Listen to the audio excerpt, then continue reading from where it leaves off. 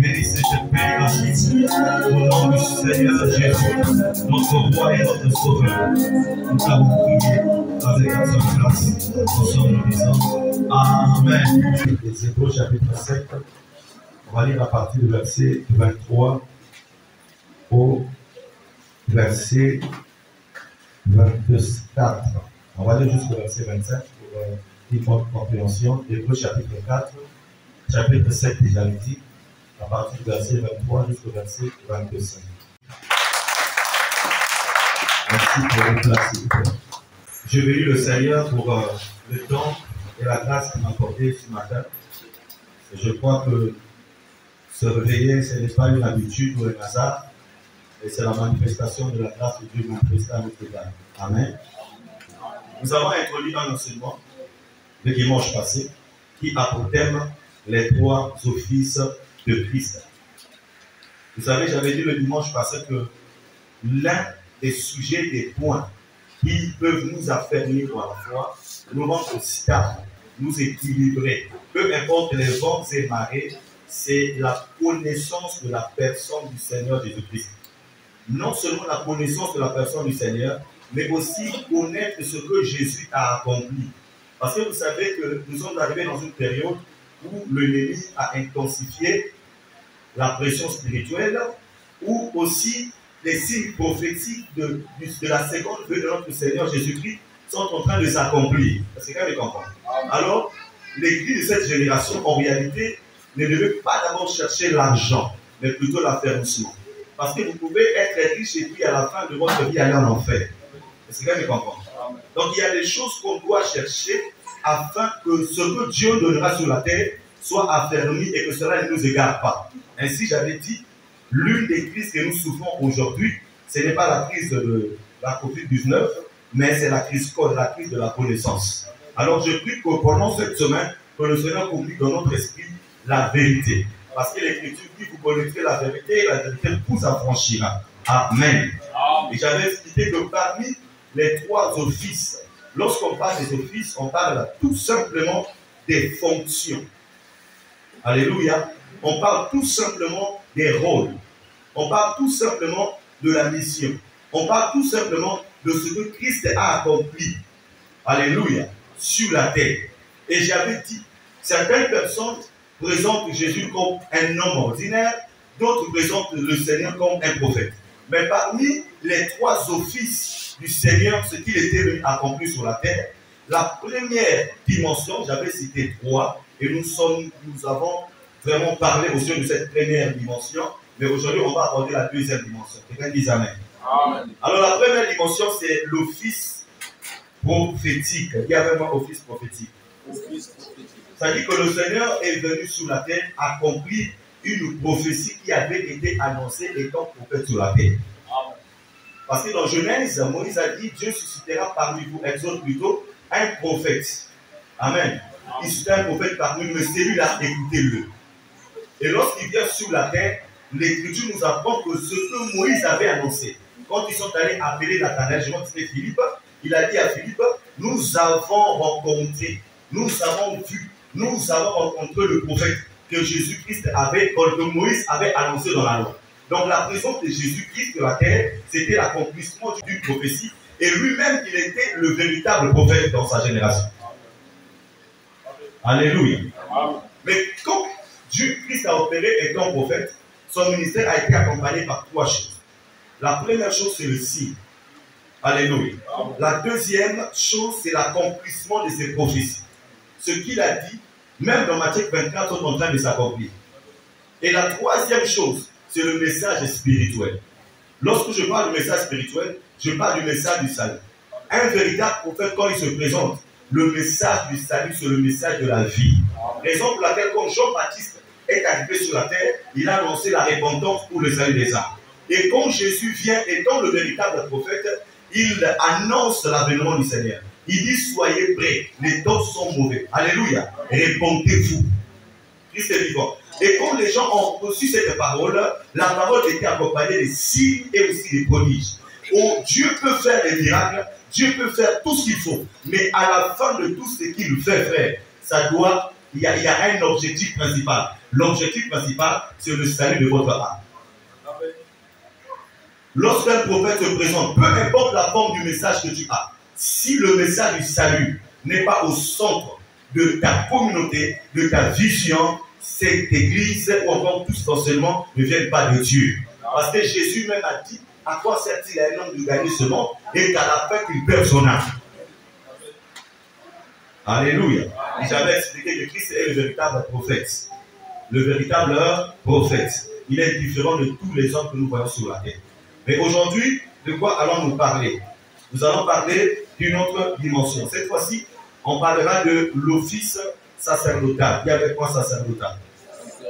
Lorsqu'on parle du sacerdoce, on parle de tout ce qui est lié à la sacrification. Tout ce qui est lié au ministère. Alléluia.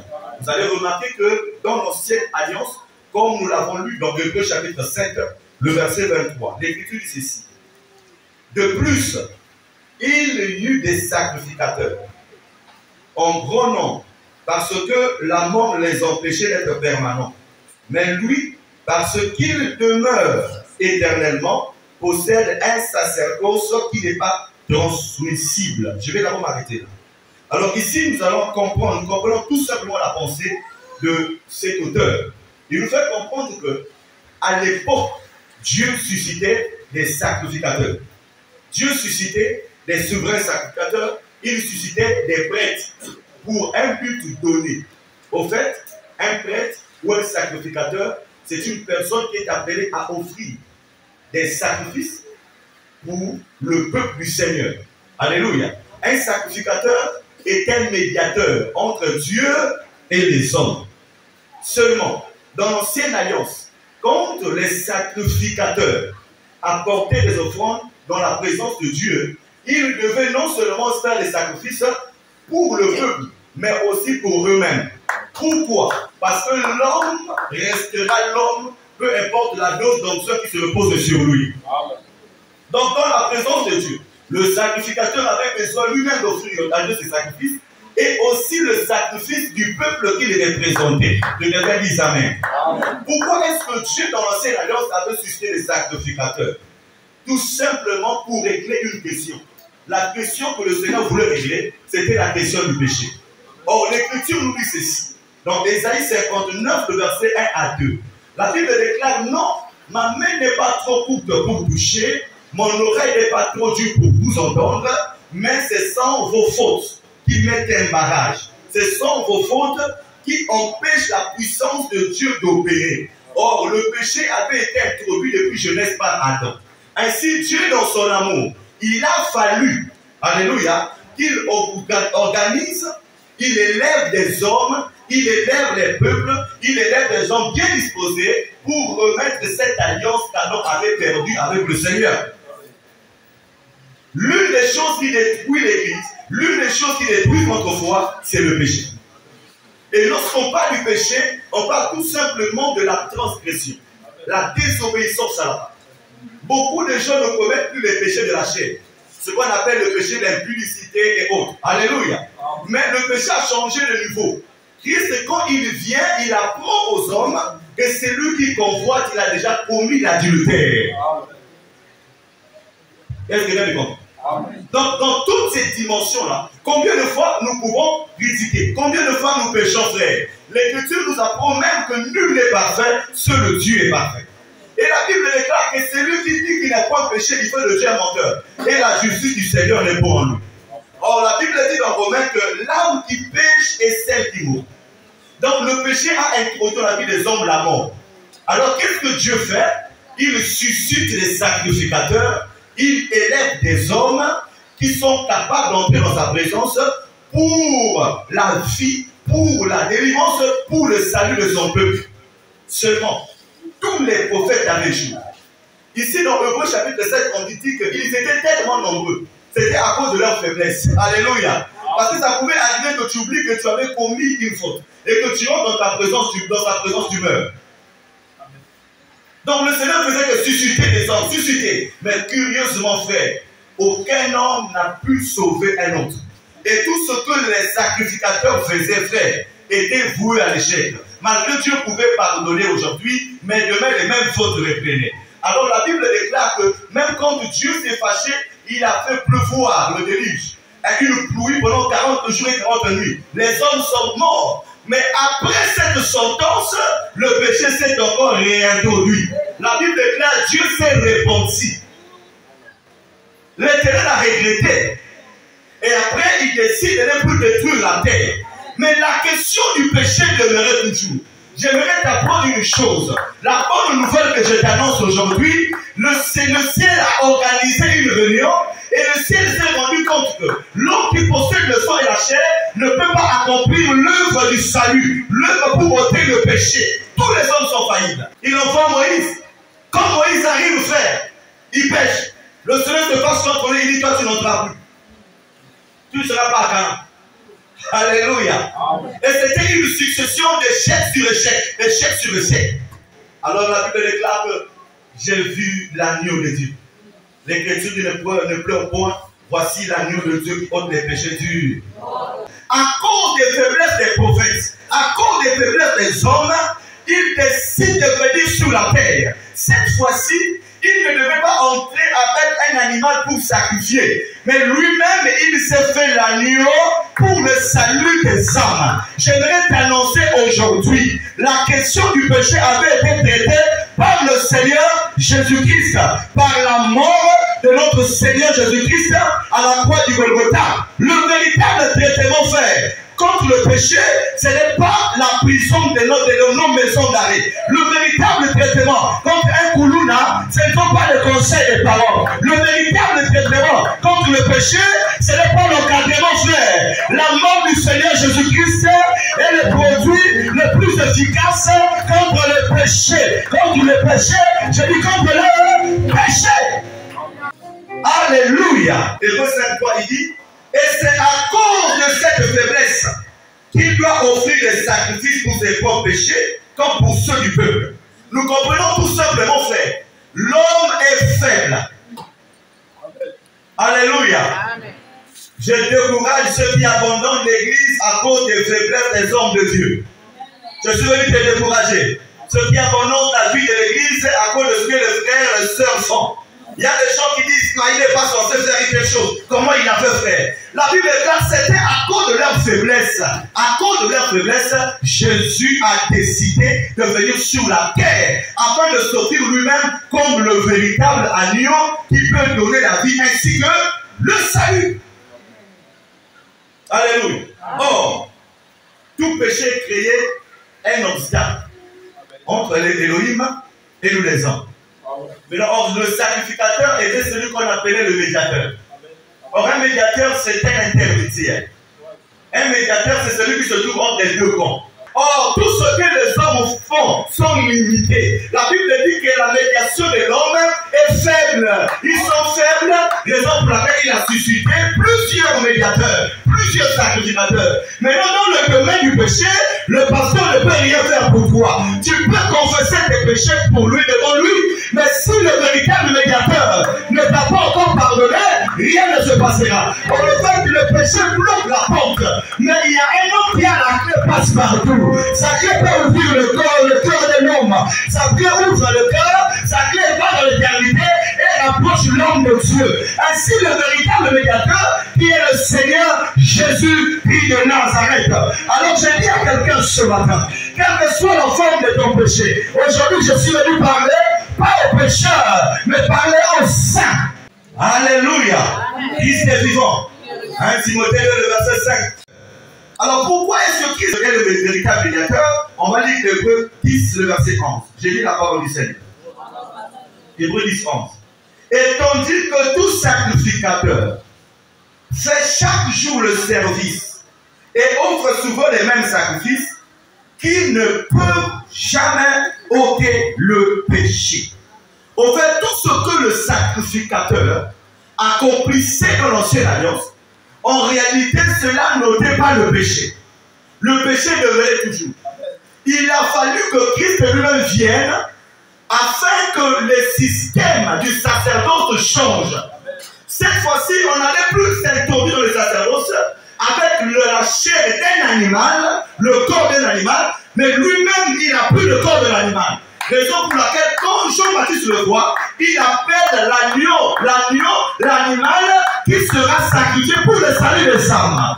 Jésus-Christ, le véritable agneau de Dieu qui a été sacrifié pour tes péchés. Il a fallu que le Seigneur lui-même se donne. J'aime beaucoup cette écriture. Or, il dit que le péché n'était pas ôté. Ça veut tout simplement dire que Christ est l'unique personne qui est venue ôter le péché. C'est là où au départ j'ai dit je vais parler aux saints, pas aux pécheurs. Quelqu'un ne m'a pas compris. Dans Jean 29 ceci, le lendemain, il vit Jésus venant à lui et lui dit, voici l'agneau de Dieu qui ôte le péché du monde. Est-ce qu'on peut acclamer Jésus le roi? La solution contre la maladie du péché, le véritable médicament que l'éternité a utilisé pour traiter l'homme contre le péché, l'antibiotique qu'il faut, le vaccin le plus idéal qui n'a jamais existé, c'est le Seigneur Jésus-Christ. Et quand on dit que l'agneau de Dieu vient ôter le péché, en d'autres termes, l'agneau de Dieu vient enlever le péché. C'est-à-dire que ce qui te couvrait, le péché était comme un habit frère. Et quand quelqu'un vient ôter l'habit, ça veut dire quoi? L'habit n'est plus là où il était avant, il a changé de position.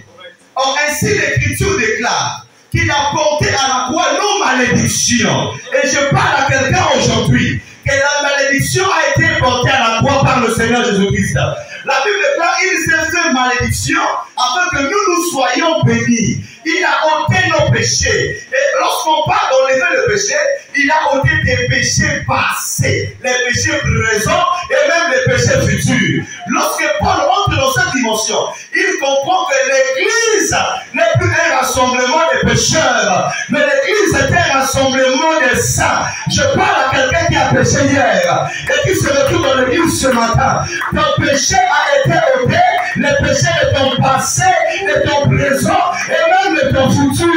Je dis même les péchés à venir a été ôté. Alléluia. Ainsi je crois que je ne suis plus un pécheur. Même l'Église catholique a compris cela. Ils appellent leurs sacrificateurs des saints.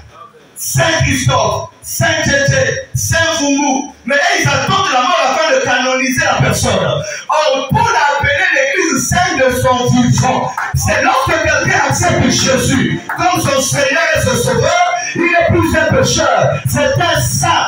Frère, n'attends pas que tu portes la robe blanche afin qu'on dise que tu es saint. Quand quelqu'un devient saint, frère, ne pense pas que ton état de marche va changer.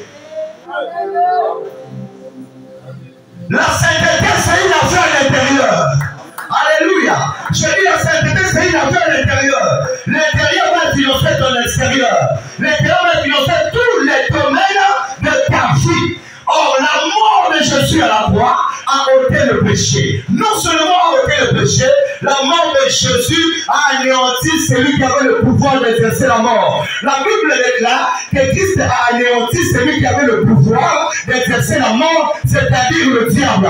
Ainsi, je crois de tout mon cœur que celui qui a cru au Seigneur Jésus-Christ ne peut plus être victime de sacrifices de sorciers. Celui qui a cru au Seigneur Jésus-Christ ne peut plus être victime de ce du diable. Ainsi, je proclame cela au nom de parce que le grand souverain sacrificateur, il s'est donné pour ta délivrance. Ainsi, la Bible déclare, même dans le domaine de la guérison, frère, par le meurtre puissant du Seigneur Jésus, nous sommes guéris. Non seulement il a ôté le péché, non seulement il a rendu impuissant Satan contre les saints de Dieu, mais il a également, alléluia, est-ce que tu peux acclamer le roi des rois? Le sacrificateur a aussi le médicament de la guérison contre le cancer. Il a aussi le médicament de la guérison contre les cas de maladies impossibles, contre le sida. Le sang de Jésus peut guérir. Le sang de Jésus, le sacrificateur, ce sang qui a été versé à la croix, nous guérit de toutes les maladies. L'attention des hommes est limitée. Il arrive des fois, même un sacrificateur peut pleurer. Il arrive des fois, même un sacrificateur peut se poser des questions. Il arrive des fois, un sacrificateur se va être sacrifié. Il a vu sa mort, il a pleuré. Et il dit, Seigneur, s'il est possible que je meure doublement. Mais quand il entre dans la prophétie, il commence à dire qu'il me soit fait selon ta volonté. J'accepte la mort pour Karine. J'accepte la mort pour toi. Mais Seigneur a accepté la mort pour ton salut. Donc à partir de ce jour, ne te considère plus comme un pécheur. À partir de ce jour, ne se considère plus comme un pécheur. Je réponds et je dis, ne te considère plus comme un pécheur. Mais à partir de ce jour, considère-toi comme étant saint. Ainsi l'Écriture dit, soyez saints, comme il est lui. Mais même quand on est saint, étant donné qu'on est porteur de la chair, la faiblesse sera toujours là. Ça peut arriver que tu te mettes en colère. Ça peut arriver que tu te fâches. Ça peut arriver que tu commettes des erreurs. Écoute, c'est la chair. Mais ne demeure pas dans ces choses. Parce qu'il y a des choses que les fils de Dieu peuvent faire et celles qu'il ne peut plus faire. C'est ça. Ainsi, l'Écriture dit que ne faites pas de la grâce un prétexte pour vivre dans le mal. Ce n'est pas parce que j'ai compris que le Seigneur a pardonné mes péchés présents et futurs que je veux faire les choses expressément parce que je suis déjà pardonné. Ainsi, il y a des gens qui disent que rien ne pourra nous arriver. J'ai connu un groupe, les hommes de Dieu, avec la Bambika déjà. C'est une catégorie de serviteurs. Ils sont ici au Congo-Brazzaville. Ils sont dans les plateformes. Dans leurs plateformes, nous sommes déjà sauvés et on peut faire tout ce qu'il faut. Dans les plateformes, ils sont dans l'ivrognerie, ils sont dans l'impudicité, ils sont dans un désordre total. Et quand vous les rencontrez, la première des choses qu'ils te posent comme question, alléluia, au Bika déjà, amen, ou encore aux âmes au sang. Si on revient à Bika déjà, donc ça veut dire que tu peux tout faire. Parce que au Bika déjà, au début c'est le tenant. La Bible déclare qu'on doit être des modèles. Un modèle doit avoir un témoignage. On doit dire Jésus en quoi? On doit dire Jésus en quoi? Acclamons le roi des rois. Et donc, étant souverain sacrificateur, il a traité le problème du péché, il a ôté le péché. Étant souverain sacrificateur, par l'œuvre qu'il a accompli étant sacrifice, il a anéanti celui qui avait le pouvoir d'exercer la mort, c'est-à-dire le diable. Étant souverain sacrificateur, il s'est fait malédiction. Il a porté à la croix nos maux, nos malédictions. Ainsi, la Bible déclare, Père, Père, pourquoi m'as-tu abandonné? Parce que le corps du péché l'avait habité. Et le Christ, elle ne vit pas dans le péché. Étant souverain sacrificateur, par ses maîtres sûrs, nous sommes guéris. Ça veut dire quoi? Même la maladie n'a plus de pouvoir sur nous à cause de l'œuvre que Christ a accomplie à Golgotha.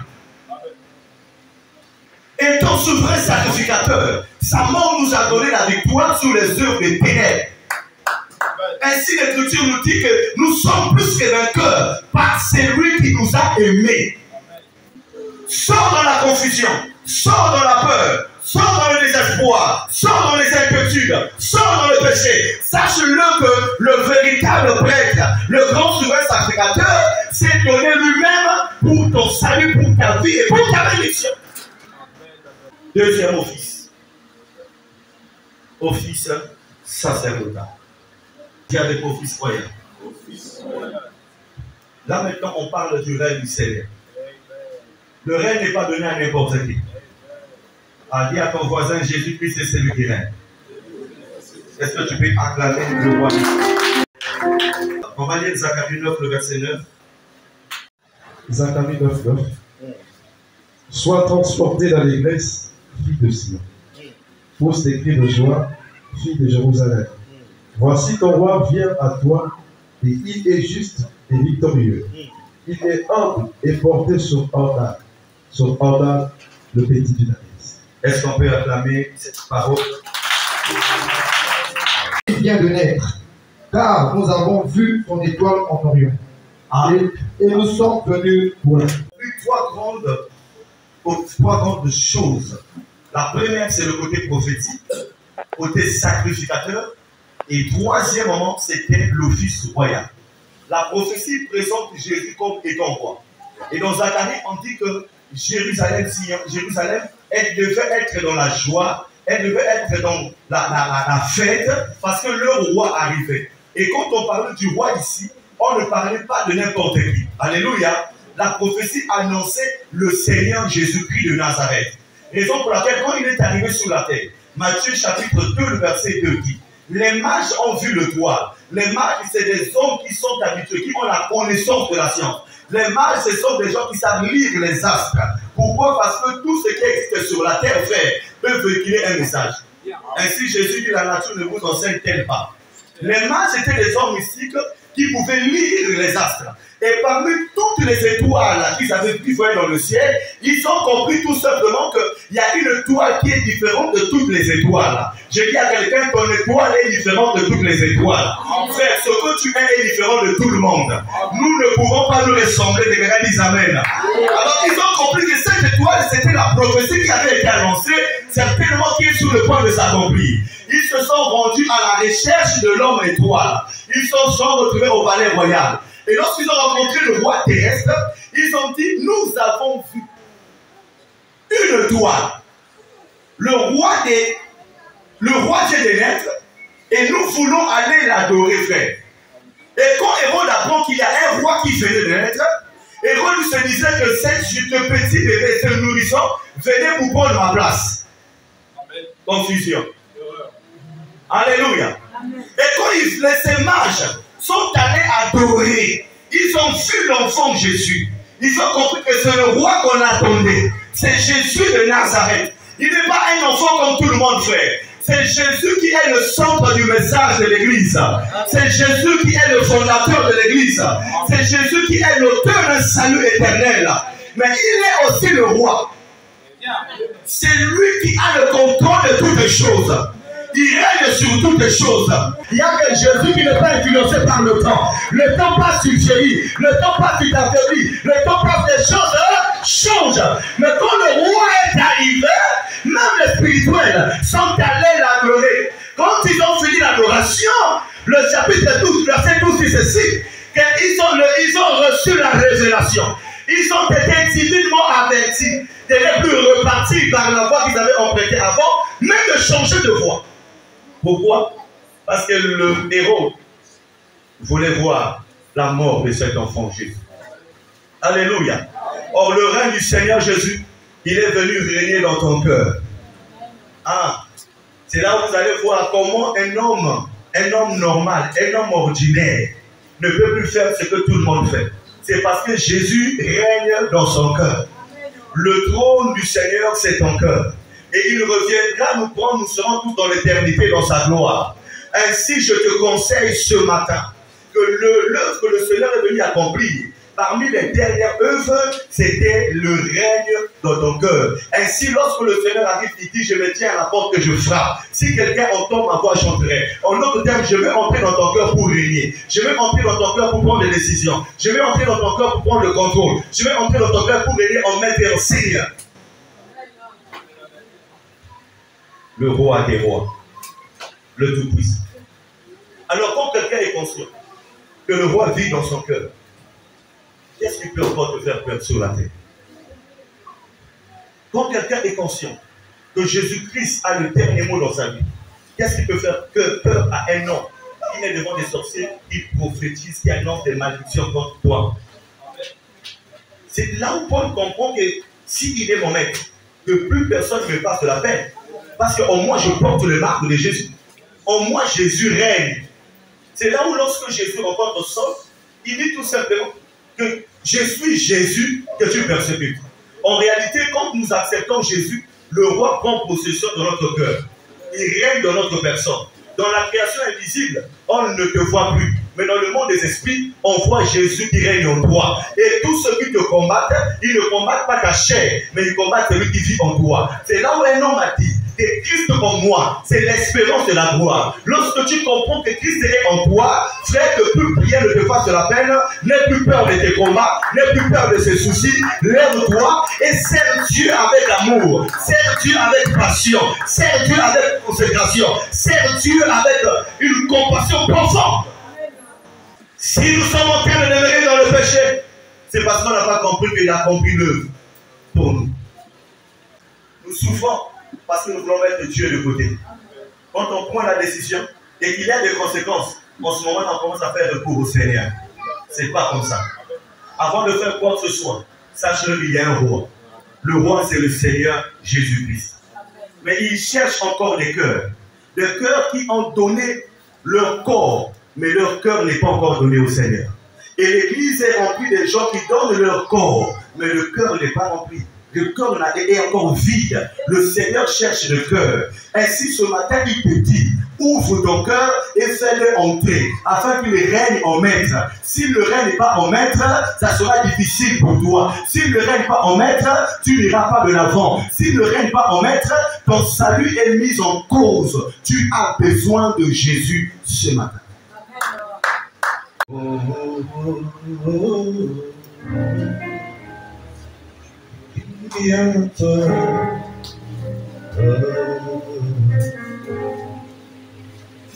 Oh, oh, oh. Je crie à toi. Oh,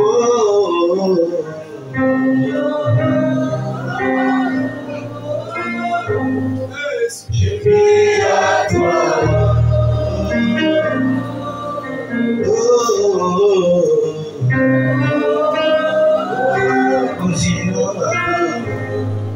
Je prie à toi, oh mon cousin,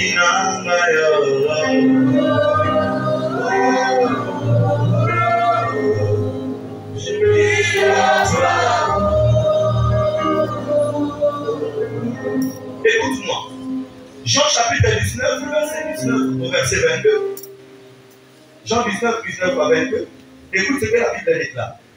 Pilate fit une inscription qu'il plaça sur la croix, qui était ainsi conçue. Jésus de Nazareth, roi des Juifs. Je réponds. Pilate fit une inscription qu'il plaça sur la croix et qui était ainsi conçue. Jésus de Nazareth, roi des Juifs. Beaucoup de Juifs lurent cette inscription parce que le lieu où Jésus fut crucifié était près de la ville. Elle était en hébreu, en grec et en latin. Les principaux sacrificateurs des Juifs dirent à Pilate, ne crie pas, roi des Juifs, mais écrit qu'il a dit, je suis le roi des Juifs. Pilate répondit, ce que j'ai écrit, je l'ai écrit. Ce que j'ai écrit, je l'ai écrit. Oh, et comment mis, et comment ma. Écoute bien aimé dans le Seigneur. Quand Jésus a été crucifié, Pilate a compris. Pilate ne savait pas qu'il était en train d'accomplir la prophétie. Inconsciemment de sa volonté, indépendamment de sa volonté, Pilate a été poussé dans l'accomplissement. Pilate comprend que cet homme que je suis en train d'élever, ce n'est pas seulement le serpent de l'air que Moïse avait élevé pour le salut du peuple, mais c'est le véritable serpent de l'air. Alors ce serpent de l'air ne va pas seulement finir les morsures des serpents, parce que dans le désert, quand Israël était mordu par le serpent, Moïse a élevé le serpent de l'air. Et tous ceux qui étaient mordus par le serpent, quand il regardait le serpent de l'air, il était guéri de la morsure. Il était plus mort. Or, le véritable serpent de l'air, c'est Jésus de Nazareth. Il arrive en Israël, on prend le serpent, on tue le serpent, on élève le serpent de l'air. Et quand on a élevé, on n'a pas élevé comme ce qui s'est passé dans le désert. Il a compris que le serpent il est différent. Parce que le serpent du désert était resté dans le désert. Mais celui-là a un corps, il a des pieds, il marche, il a élevé. Et il dit, on l'appellera, il rassemble le peuple. Il écrit, voici le roi des Juifs.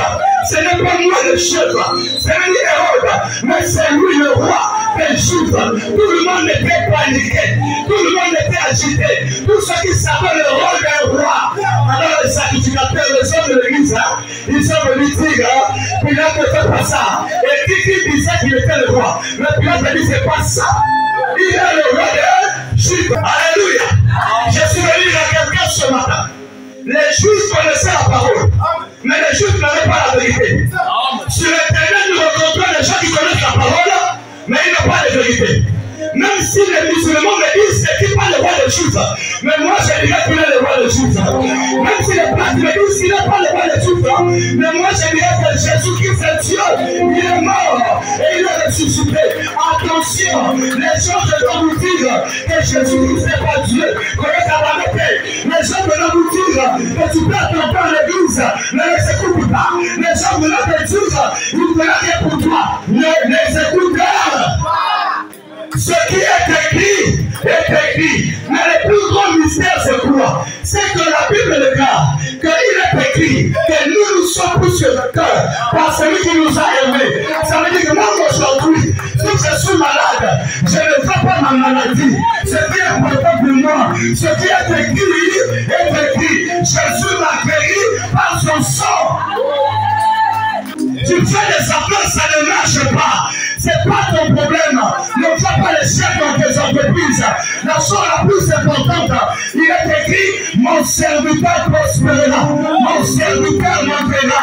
Mon problème, c'est que je dois connaître ce qui est écrit. Et lorsque tu as écrit, personne ne peut changer la décision du Seigneur. Alors, on a dit, ce qui est écrit dans ton mariage. Ce qui est écrit dans tes affaires. Ce qui est écrit dans cette église, ce qui est écrit. Ainsi je déclare l'accomplissement de la promesse. Je déclare l'accomplissement de la promesse. Cet homme a été souverainement élevé. Et Pilate a compris que cet homme, même si je l'ai crucifié, mais il est élevé. Il est au-dessus de moi. Il est le roi des Juifs. Et je te dis aujourd'hui, il a été souverainement élevé. C'est à cause de sa royauté, à cause de son règne. Il n'est pas comme David. David a commencé son roi, mais il a échoué. La Bible déclare qu'il a péché. Et le Seigneur a interdit à David la construction de son temple. Il a dit à David, tu es roi, tu es l'homme selon mon cœur. Je t'aime. Mais en ce qui concerne la construction du temple, tes mains sont remplies du sang. Ta royauté est limitée. Ton royaume est limité.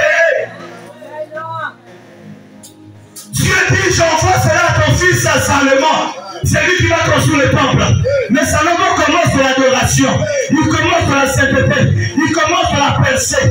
Mais vers la fin de sa vie, Salomon a échoué. Il a commencé à adorer le Dieu étranger. Le royaume de la terre est limité. Mais le règne de Dieu ne connaît pas de limite. Je suis venu te conseiller. Un Dieu est ton roi. Accepte qu'il contrôle tes affaires. Accepte qu'il contrôle ta famille. Accepte qu'il contrôle tes projets. Mais Dieu semble tout. Et quand lui il vient, ainsi l'Écriture dit, il est ainsi plus que Salomon. Parce que lui, il est l'accomplissement de la promesse. Ce que j'aime en lui, il a établi, il est le roi des rois, le grand souverain sacrificateur. Mais seulement, il a fait de toi et il a fait de moi des fils des rois. Des rois en miniature, des lions en miniature. Raison pour laquelle lorsqu'il va vers le ministère, il dit il a fait des dons aux hommes. Un autre comme apôtre, comme docteur. Parce que lui-même il est le véritable apôtre. Il est le véritable docteur. Il est le véritable prophète. Il est le véritable évangéliste. Il est le véritable apôtre. Nous sommes comme à peu près, on peut les ressembler, mais on ne sera jamais comme lui. Raison pour laquelle les sacrificateurs, et les peuples, et les pasteurs, nous sommes tous derrière le véritable pasteur, le Seigneur Jésus-Christ. N'adorez pas les hommes, ne craignez pas les hommes. Un homme peut être élevé, mais son règne a des limites. Un homme peut être élevé, mais son règne a des limites. Raison pour laquelle le pouvoir de la terre, on a besoin de conseillers politiques, de conseillers dans le domaine des mines, de conseillers dans le domaine agricole, des conseillers dans tous les domaines, on a besoin de conseillers. Mais Jésus, il est lui-même le conseil parfait. Il est lui-même le roi il est le roi. Ce que j'apprécie, c'est mon Jésus. Il est le roi. Il n'est pas seulement le roi, il est mon juge. Il n'est pas seulement mon juge, il est aussi mon avocat. Raison pour laquelle il est en même temps juge, en même temps avocat. Il est en même temps arbitre, il est en même temps supporteur. Il est en même temps de mon match avec moi. Je t'annonce aujourd'hui, accepte le juge, accepte aussi comme l'avocat. Quand on va dans ce tribunal, il te dit mon fils, tu avais péché. Quand il t'emmène dans son tribunal, frère, il te dit mon fils, tu avais péché. Alors il ne comprend pas aussi quand il devient un avocat. Lorsqu'il voit ta vie, il voit l'homme de la croix, il dit j'ai porté sur toi des malédictions. À partir d'aujourd'hui, je vais déclarer innocente. Je vais déclarer innocent. Tu n'es plus un pécheur. Je l'appelle mon roi et aussi mon avocat. Il est mon arbitre, il est aussi le gardien de mon corps. Il est aussi le principal au centre. Le Seigneur connaît la scène. Il a le début de l'histoire. Parce qu'il est dans le phare. Il a le contenu. Parce qu'il s'appelle Emmanuel. Il est aussi l'appel de l'histoire. Il s'appelle Omega. Il est l'alpha et l'Omega. Il commence l'histoire.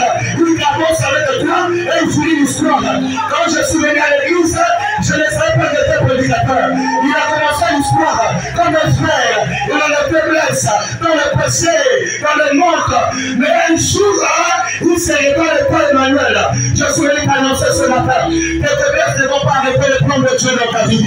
Mais le Seigneur veut fonctionner dès que tu te lances. Accepte vraiment comme roi. Ne te décourage pas. Alors parfois ta chair commence à faire des calculs sur ta personne. Comment est-ce que je vais accomplir le rôle de Dieu? Est-ce que moi, peut-être tout ce que j'ai fait dans mon passé? J'ai vu quelqu'un pleurer, dire non, je suis en train de subir mon karma.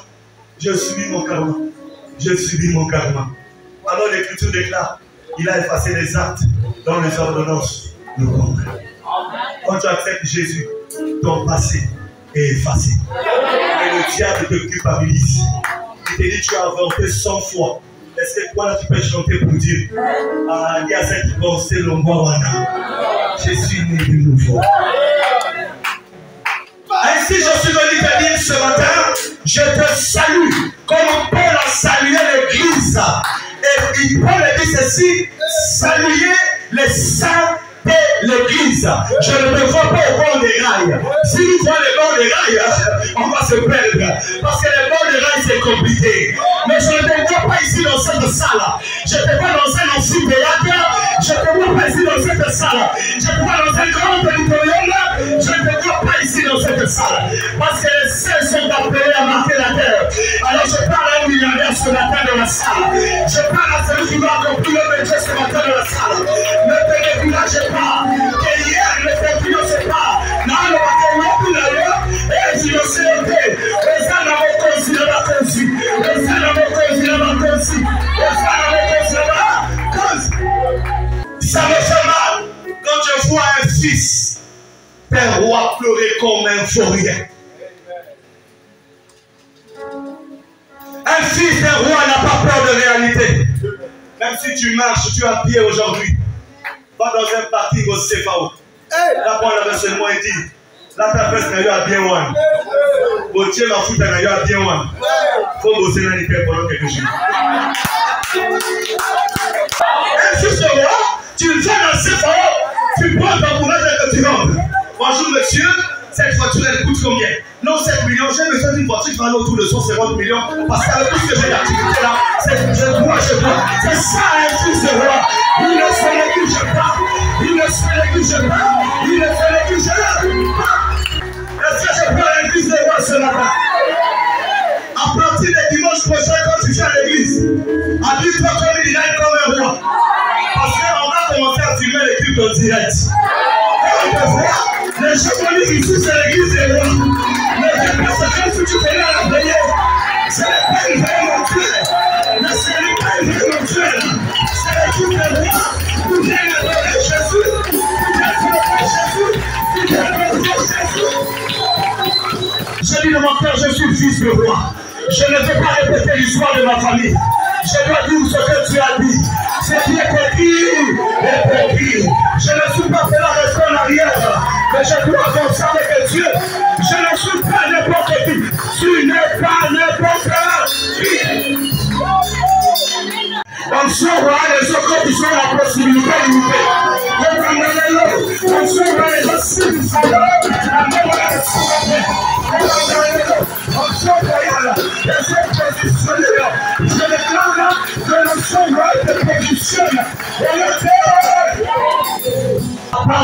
ce matin, en son royal, contre la vie d'ailleurs. Tiens, l'église est bien organisée.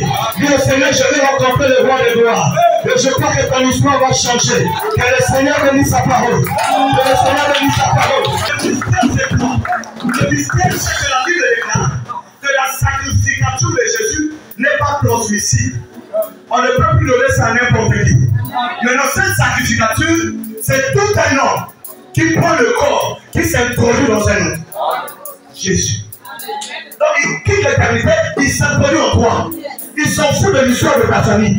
Il s'en fout du nom de ta famille. Il s'en fout de tes comptes en banque. Il s'en fout de tes relations. Ce qui est important pour lui, c'est qu'encore, il va remplir en toi et donner un sens à ta vie. Quand le roi entre, la Bible dit, il le ramène à l'existence ce qui n'existait pas. C'est ça la nature. Il va ramener en toi ce qui n'avait jamais existé. Aucun démon ne peut stopper cela, Élie. Aucun démon ne peut stopper cela. C'est ce qui va arriver. Ils peuvent organiser les plans. Le problème, ce n'est pas vite, mais le problème, c'est l'onction royale. L'onction royale donne des explications d'avertissement. L'onction royale conduit l'organisation. L'onction royale donne l'intelligence. Et ce que tu feras va étonner les gens. Et comme ça étonne, ça dépend de ce qu'on a. Nous sommes arrivés dans une saison, on avait eu 17 personnes au sein de l'autre. Il faut parler d'ailleurs de touch. Parce que la puissance de l'onction royale va étonner les gens. Il y a des familles pour aider, il faut seulement les découvrir. Mais toi, ton cas sera différent. L'onction devient une position. Oh, j'aime Jésus étant sacrificateur, mais je l'aime aussi étant roi. Parce que quand il rentre, l'histoire change. Tu tombes à la gloire. Bon Dieu.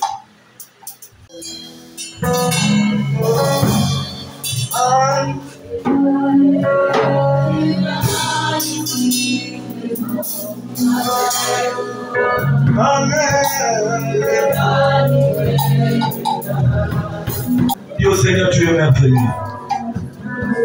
Le Dieu de mon avenir. J'ai compris que dans ton rêve, tu es venu régner dans mon cœur et dans ma vie. La seule quelqu'un peut élever le monde et toi. La seule quelqu'un peut adorer Dieu par ses paroles.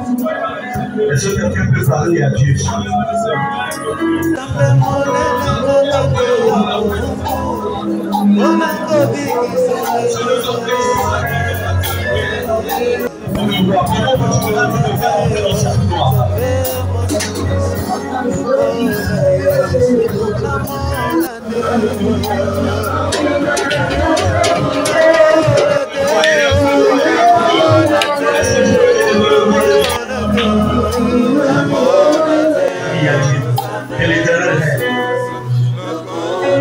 Est-ce que tu peux prier en ce sens?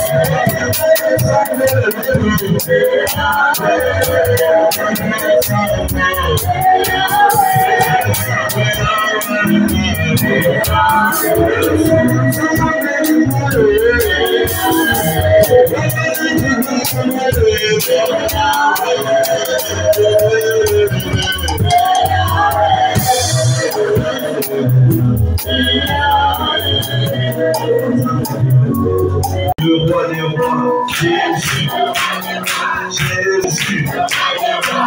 mesdames, le Père César.